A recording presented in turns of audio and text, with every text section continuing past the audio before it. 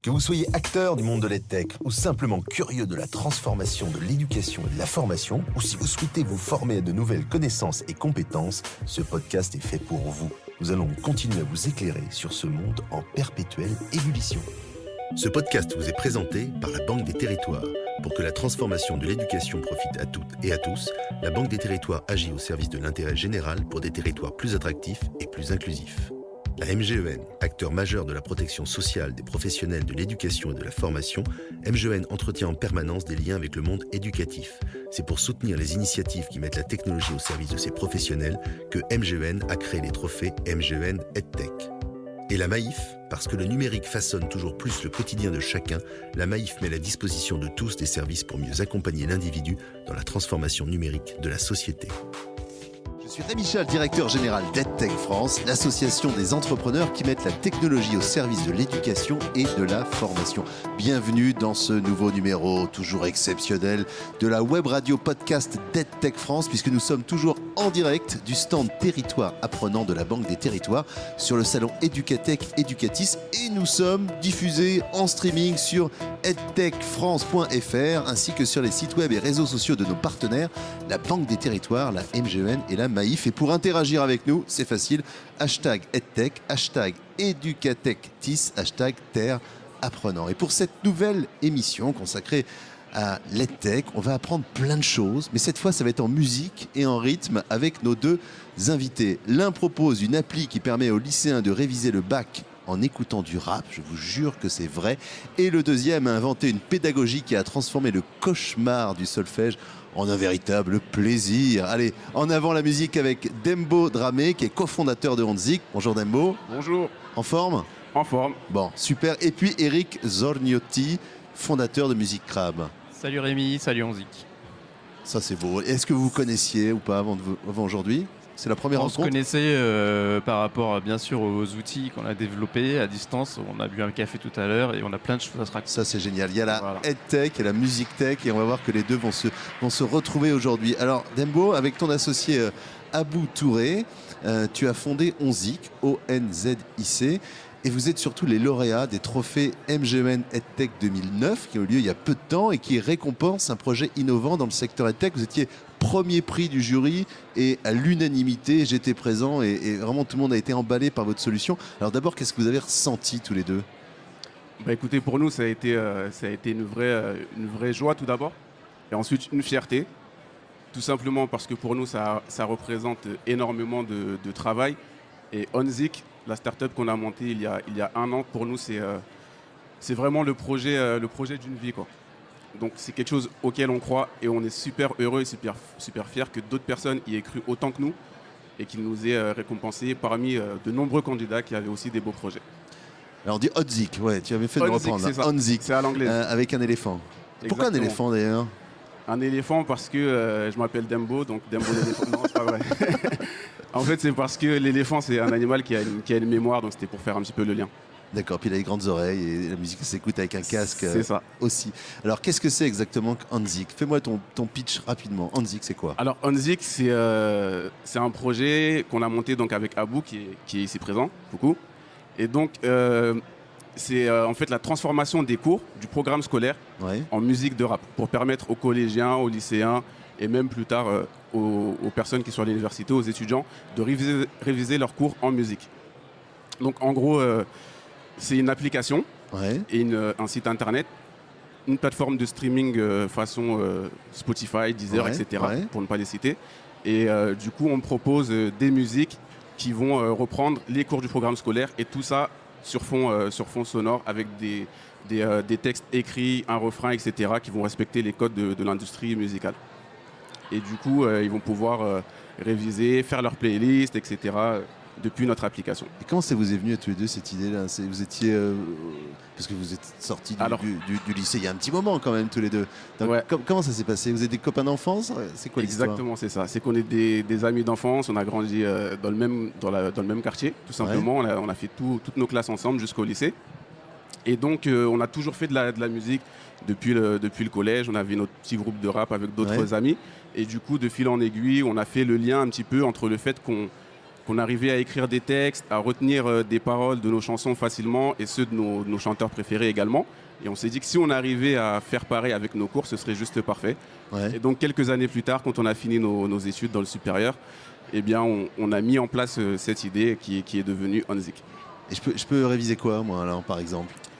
Alors, à l'heure actuelle, on a le programme des terminales, générales et technologiques. D'accord. Donc, vous allez pouvoir retrouver plusieurs matières, l'histoire, la géographie, les SVT, la philosophie, l'économie, le droit.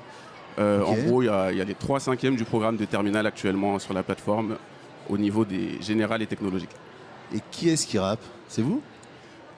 C'est nous, entre autres. Ouais. Donc, en fait, pour l'instant, on est deux. Donc, Abou, c'est le CEO. C'est lui qui a développé l'application, qui s'occupe du marketing, etc. Et moi, je m'occupe de la partie direction artistique. Et donc, au départ, c'est moi qui ai rappé dans la majorité des sons. Aujourd'hui, il y a divers artistes qu'on peut retrouver, des chanteurs, des chanteuses, des rappeurs, rappeuses, qui prêtent leur voix au projet pour diversifier un petit peu les voix et apporter une touche musicale variée. Alors moi, j'ai été surpris la première fois que j'ai entendu parler de ça. Je me dis, qu'est-ce que c'est ce truc ? Et puis j'ai écouté. Je me suis dit, mais carrément, non seulement on apprend, mais même on écoute par plaisir, quoi. Et puis j'ai été aussi épaté de voir, parce que ça ne ment pas, les appréciations laissées par les jeunes, quoi. Donc, est-ce qu'il y a des gens qui vous contactent aussi spontanément pour vous dire, on aimerait bien réviser ça, mais ça n'existe pas ? Comment ça se passe ? Comment vous décidez que telle matière va être rappée ou pas, quoi ? Carrément, c'est vrai que nous aussi ça nous fait énormément plaisir et ça nous rend fiers de voir qu'on a pu aider pas mal d'élèves qui ont passé le bac l'année dernière notamment et l'année d'avant à réussir leurs examens ou à avoir des bonnes notes. On reçoit beaucoup de messages en ce sens, que ce soit sur Twitter ou les réseaux ou même par message privé. Et du coup pour les autres matières, pour les matières qu'on va mettre en place, c'est vrai nous on a imaginé déjà faire le maximum de matières possibles. Ouais. Donc, le but à terme, c'est de couvrir tout le programme scolaire, du limite de la primaire jusqu'à l'université. Et c'est vrai qu'on reçoit aussi beaucoup de demandes par rapport aux collégiens, notamment aux autres niveaux du lycée, qui demandent quand est-ce que les sons vont arriver. Et donc on leur répond, ça arrive très bientôt, restez branchés. Et ils écoutent ça où alors les jeunes ? Dans le bus, dans le métro, en trottinette ? Comment ça se passe ? C'est que nous on l'a imaginé comme ça, c'est pour ça qu'on a fait notre propre plateforme de streaming. Du coup, ils peuvent écouter de manière très mobile, ils peuvent écouter la musique en allant dans les transports, plutôt que d'ouvrir son classeur et de gêner tout le monde dans le métro. Là, on a ses écouteurs, on révise ses cours avant d'aller... C'est carrément pas la honte, quoi. On ne révise pas, on écoute du rap, quoi. Exactement, exactement. D'ailleurs, on reçoit beaucoup de vidéos d'élèves qui sont en train de réviser, en train de rapper sur Descartes ou autres. Alors, moi, je vais vous faire une confidence. Quand j'avais 15 ans, j'écoutais du rap, et j'en écoute encore un peu. Par contre, je détestais le solfège. C'est un cauchemar pour moi, le solfège. J'ai des souvenirs de flûte. Le dimanche soir, j'avais flûte, le lundi matin, j'étais de doigts de simuler un malaise pour pas apprendre le solfège. Oui, mais je te rassure, Rémi, ça n'existe plus, la flûte à bec. Ah bon, ça n'existe plus. Tu veux dire, ça n'existe plus à l'école ? Ça n'existe plus à l'école, oui. Non, je pense qu'on n'aurait pas pu choisir un instrument plus dur pour parler du solfège. Voilà. Et alors, du coup, tu es parti de ce constat-là, que c'était compliqué d'apprendre le solfège ? À peu près, oui. À peu près. Musique rap, c'est une aventure musicale un peu extraordinaire. C'était pas gagné d'avance. Moi, je suis violoncelliste, je joue à l'opéra depuis 20 ans. D'accord. Et en fait, en effet, c'est en tant que professeur de solfège que j'ai un peu relevé ce challenge, donc d'enseigner cette matière si rébarbative, qui donne souvent des boutons à 187 élèves en conservatoire. Ouais. L'idée, c'était, j'avais carte blanche pour leur redonner la banane quand ils sortent du cours. Donc tu vois ce que je veux dire, c'était pas gagné d'avance. Et en fait, j'ai identifié très rapidement, avec les enfants à partir de 5 ans jusqu'aux adultes, que l'apprentissage dit traditionnel utilise beaucoup la mémoire de stockage, donc apprendre par cœur. Donc si ta maman a la chance d'avoir maman à côté, tu apprends tous les soirs la clé de sol la première année, la clé de fa la deuxième, et au bout de 6-7 ans, tu peux espérer maîtriser l'ensemble des 7 clés. Et avec ces enfants-là, certains précoces et d'autres avec des troubles de l'apprentissage, c'était absolument impossible de fonctionner comme ça. Donc brainstorming à fond, un mois de recherche nuit et jour, réellement. pour essayer de redonner du sens à cet apprentissage et essayer de faire quelque chose de beaucoup plus ludique. Donc on oublie la mémoire de stockage, on mise tout sur la mémoire sensorielle, comment relier l'œil à l'oreille de manière la plus vive. D'accord. Et les premiers progrès, c'était que mes élèves lisaient les 7 clés, non pas en 7 ans, mais en 2 mois. D'accord. Voilà. De 7 ans à 2 mois. Voilà, c'est ça. Donc en fait, c'est très simple à comprendre, c'est que le solfège, c'est des mathématiques. On imagine le petit crabe qui voyage sur la portée. Dans l'appli et en fait on n'a pas besoin d'apprendre de se dire qu'une clé est plus dure qu'une autre, on apprend juste la définition de la clé à la base et comment est-ce qu'on voyage de manière relative sur la portée et c'est gagné. Alors je me suis pas arrêté là, l'histoire elle a un peu mal commencé parce qu'au bout d'un an je me suis fait licencier du conservatoire. Pas à cause de ça. À cause de ça, parce que tous les élèves des autres classes voulaient s'inscrire dans ma classe. Bref. Mais voilà, donc je me suis dit, je vais pas m'arrêter là, je vais créer une appli, parce que j'avais bien compris que la musique, c'est un langage universel. Donc on a créé cette première version à 5 ans de Music Crab, qui est maintenant téléchargée dans 200 pays. Ce qui prouve bien que c'est un langage universel. 200 pays. 200 pays. Mais j'ai envie de te dire que de n'importe quel pays, de n'importe quelle couleur, la musique est un cri qui vient de l'intérieur. Non ? Exactement, tout à fait. Et c'est assez dingue de se dire que quand on sait écrire sol la si sur une portée, sur une partition, quand on sait la déchiffrer à n'importe quel coin du monde, on est capable de jouer et de déchiffrer ce langage, ces hiéroglyphes entre guillemets, qui sont pas si durs en fait à comprendre. Donc ça a été la première version de l'appli il y a 5 ans, en effet. Donc cette application mobile, c'est très simple. Hein. On incorpore donc les 7 clés. On est le seul jeu au monde, jeu musical au monde à proposer les 7 clés. Parce qu'on part du principe qu'il n'y a pas de raison d'apprendre que la clé de sol. On peut apprendre toutes les clés. Voilà. Je ne savais même pas qu'il y en avait 7. Là, oui, il y en a 7. Il y a des clés qui servent de transposition qu'on utilise moins. Mais il y a une clé, par exemple, comme la clé du 3, qui est la clé de l'alto, tu vois, entre le violon et le violoncelle. D'accord. Cette clé, typiquement, au conservatoire, on attend 3 ans parce qu'on part du principe qu'il y a une hiérarchie. Avec Music Crab, vous l'avez tout de suite à disposition dans l'app. Et surtout, on a aussi mis à disposition les 9 claviers français, anglais, russe, japonais, chinois, coréen, voilà, de manière à ce que tous les enfants du monde et leurs parents puissent avoir accès au langage de la musique en s'amusant. Oui, alors justement, comment tu arrives à faire quelque chose qui était plutôt un pinceau, quelque chose qui est drôle, qui est ludique et qui est engageant ? C'est quoi le secret, la musique? Alors, déjà, c'est exactement comme Onzik. Hein. Je pense que quand on apprend en s'amusant, on apprend beaucoup mieux. Voilà. Ça, c'est la première chose. La deuxième chose, c'est qu'on a utilisé bien sûr l'outil séduisant du numérique. Par exemple, si je te dis que les premiers fans sont les parents, je pense que tu comprends tout de suite ce que je veux dire. C'est-à-dire que dans le train, l'autre jour, j'ai fait Paris-Bordeaux, j'ai croisé une maman avec sa petite fille à côté. Et ben, la petite fille a joué sur son iPad à Music Crab et la maman, je me suis pas présenté bien sûr, et la maman me dit si vous saviez c'est génial, pendant 15 minutes elle fait pas de Candy Crush, elle apprend en s'amusant la clé de sol. Ça t'est vraiment arrivé? Il y a vraiment ça m'est vraiment arrivé. Ça m'est vraiment arrivé. Après j'ai dit qui j'étais, etc. Donc la petite fille, les masques, c'est le créateur de l'appli. Bon voilà, c'était assez rigolo. Mais voilà, on a ce vecteur de gaming. On a une app qui est vraiment du gaming, c'est-à-dire qu'on part du principe que en jouant, on va apprendre à lire la clé de sol et les autres. Tu as une question pour tous les deux. On va d'abord poser la question pour Onzik. Le modèle économique, parce que c'est bien de faire des trucs super, mais pour apprendre à réviser, pour apprendre le solfège, mais comment ça marche pour une entreprise? Alors nous actuellement, jusqu'à présent, on était gratuit. On proposait, comme je vous ai dit, le programme de terminale. Du coup, on avait commencé par l'histoire en 2018. Et là, aujourd'hui, on a élargi aux autres matières que j'ai citées tout à l'heure. Et là, on a commencé à tester un business model sur le modèle freemium. Du coup, il y aura une partie gratuite. Donc voilà, le freemium, c'est ça, parce que c'est quelque chose dont on entend souvent parler. Freemium, c'est gratuit, mais pour avoir accès à d'autres fonctionnalités, d'autres contenus, il faut payer. Exactement, c'est ça. Donc pour avoir des fonctionnalités comme le mode de reconnexion, par exemple, pour pouvoir écouter vraiment partout et avoir la totalité du contenu, donc toutes les matières, il faut effectivement payer un abonnement mensuel. D'accord. Et Music Crab? Alors Music Crab, déjà on a voulu faire nos preuves, on a été gratuit pendant longtemps, sans publicité aussi, pour démontrer qu'il y avait un intérêt. En effet, on a 200 000 téléchargements sans aucun moyen. 200 000 téléchargements 200 000 téléchargements actuellement. Il y a la fondation Orange qui nous a permis de faire porter sur Android et faire notre version freemium qu'on a actuellement. Mais voilà, jusque-là, on est vraiment arrivé en bricolant, entre guillemets, avec avec nos moyens. Là, on est sur une version freemium parce qu'on part du principe que si vous testez, que vous aimez, vous êtes prêt au bout d'un moment pour avoir les 168 niveaux, les 7 clés et les 9 claviers à payer. Oui. Mais on se dirige de plus en plus vers un abonnement. Oui. Parce que je trouve que le modèle de l'abonnement est assez intéressant. On promet aux utilisateurs de progresser à son rythme et donc de l'accompagner au quotidien dans ses progrès en solfège. Donc ça, c'est assez intéressant.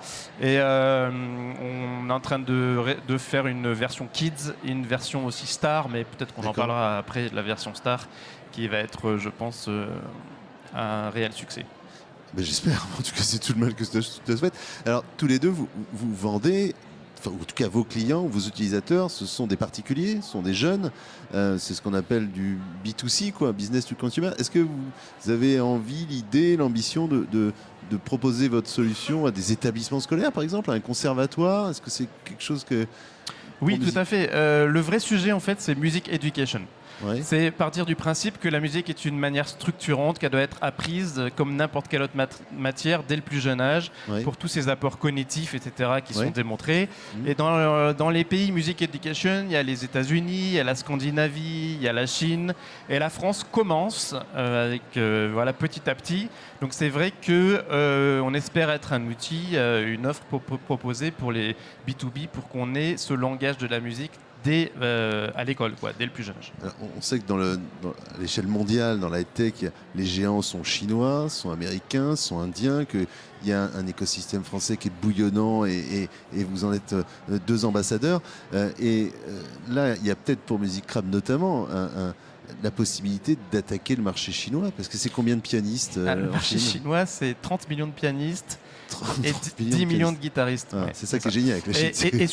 Et surtout, 2 choses, c'est que la Music Education est très très très installée déjà dans le cursus scolaire. Et il faut savoir aussi qu'il y a énormément d'influenceurs comme Lang Lang pianiste, etc., qui sont des personnages assez incontournables. Si tu as son téléphone, je le prends, entre guillemets. Mais bon, voilà, ça veut dire que la Chine, c'est un très gros challenge. Tout à fait. Notamment le piano, quoi. C'est surtout. Notamment le piano, la guitare et le hangzhou, le fameux, tu sais, l'instrument traditionnel. Non, je ne sais pas, mais j'irai me renseigner. Voilà, je t'en apporterai la prochaine fois. Est-ce qu'on a besoin de connaître les notes pour faire du rap? Pour écrire la musique? Pour écrire la musique, pas forcément. Nous, on a commencé à écrire de manière assez spontanée. En fait, on a imité les rappeurs qu'on écoutait un petit peu. Et de fil en aiguille, on a développé notre propre manière d'écrire. Après, pour les cours, c'est différent, parce que là, on part d'un contenu brut que les profs, d'ailleurs, vont nous fournir. Et ensuite, nous, on va faire le travail de transformation avec une mise en rime, et des refrains, etc. Oui, parce qu'il y a un sacré boulot, quoi. Le contenu est brut, il faut en faire des textes sans dénaturer évidemment le fond. Exactement. Donc vous bossez avec des profs? Comment ça se passe? C'est ça, en fait, on va contacter des profs qui officient dans les collèges, dans les lycées, qui, eux, pour chaque matière, vont nous fournir le chapitre qui va correspondre à un morceau, à une chanson, en fait, qui va être sur la plateforme. Et nous, on va faire le travail de transformation. Donc, on va faire une sorte de poésie, quoi. D'accord. En gros, tout va être écrit sous forme de vers avec des rimes le plus possible. Et puis, un refrain qui va reprendre les mots-clés, les notions les plus importantes à retenir, qu'on va souvent chanter pour que ça entre encore plus facilement, comme les musiques qu'on a l'habitude d'entendre à la radio, par exemple, et qui nous restent bien dans la tête pour certaines, même si on n'a pas forcément envie qu'elles nous restent dans la tête. Mais là, les jeunes, ils ont envie parce que c'est leur cours. Ça, c'est pas mal. Et alors, bon, les jeunes adorent. Et les profs? Les profs, écoutez, on a eu pas mal de profs justement qui nous ont contactés eux-mêmes, encore une fois sur les réseaux sociaux notamment, et qui sont venus vers nous parce qu'ils ont, le projet leur a plu, et du coup ils ont voulu y participer. Ce qui fait qu'aujourd'hui on a quand même une dizaine de profs qui sont venus spontanément vers nous et avec qui on travaille dorénavant. Et on a également un partenariat notamment avec un collège, le collège Auguste Delaune dans le 93, avec lequel on va travailler de manière privilégiée. Et donc tout le corps professoral sera un petit peu associé à la création musicale pour le niveau du collège. Et puis l'étape suivante, ça peut être aussi que les jeunes écrivent leur propre rap à partir de leurs cours, parce que là c'est une façon aussi de s'approprier tout le contenu, quoi. Mais de toute façon, en écoutant, ça leur donne envie de voir comment ça se passe, comment on écrit. Et justement, nous, le but avec ce genre de partenariat, notamment avec les établissements scolaires, c'est de donner envie aux jeunes de faire la même chose, de leur montrer comment ça fonctionne. Donc on va faire des petits ateliers, etc., qu'on a déjà commencé d'ailleurs, pour leur montrer comment on écrit ces chansons, etc. Donc peut-être que demain, sur la plateforme, il y aura des sons écrits par les élèves eux-mêmes. Eric, tu n'es pas venu avec ton violoncelle? Non, je ne suis pas venu avec mon violoncelle. Donc du coup, tu ne vas pas faire de démonstration. En revanche, Dembo, tu es venu avec ta voix. C'est ta vraie voix. Elle est toujours là, ouais. Est-ce que tu accepterais, pour nous, pour ceux qui nous écoutent, pour le public en délire qui est là, d'interpréter une partie du programme d'histoire, par exemple? Écoutez, on va réviser. On essaye? Révisons ensemble. Qu'est-ce qu'on révise alors du coup? On va réviser la Chine, l'ouverture de la Chine sur le monde. Génial. Alors on y va. Let's go.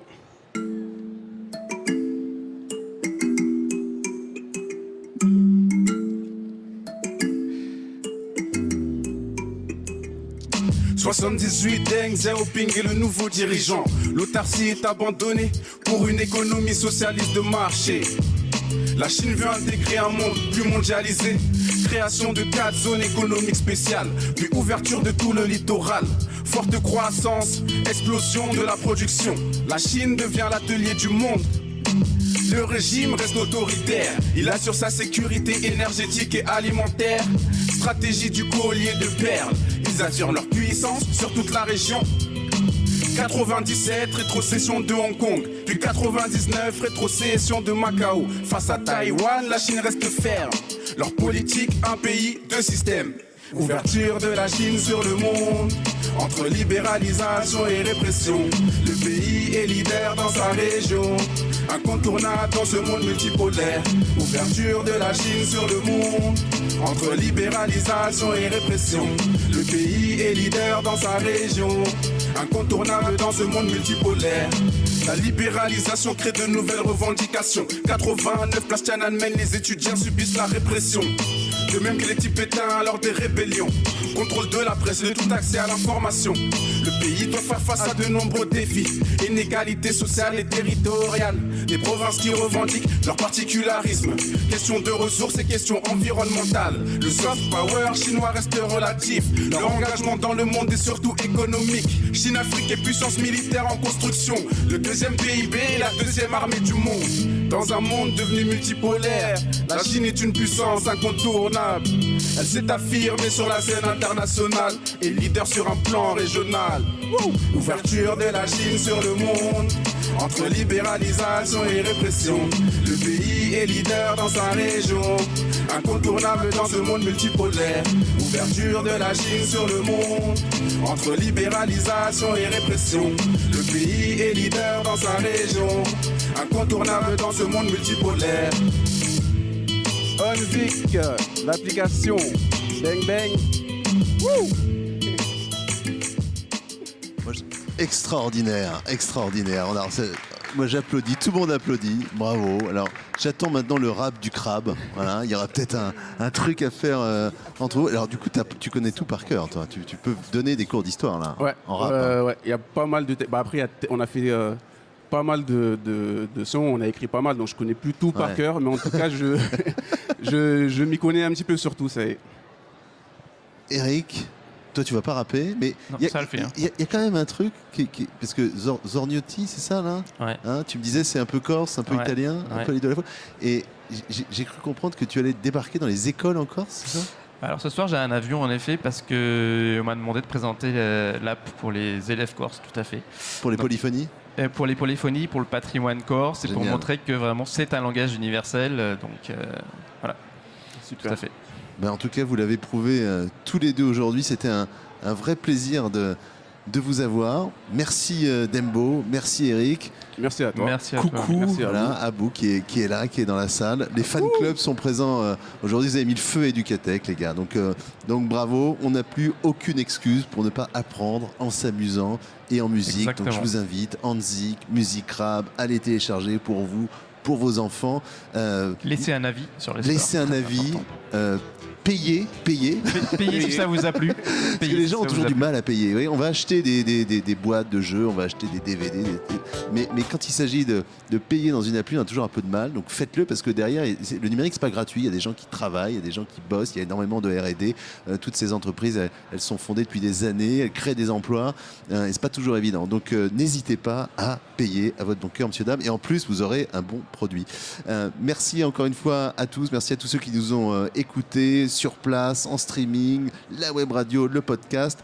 On continue, on va suivre avec d'autres solutions numériques pour aider les élèves à réussir. À tout de suite, toujours en direct depuis le salon Educatech Educatis, le stand territoire apprenant de la Banque des Territoires, avec la MGN et la Maïf. À très bientôt.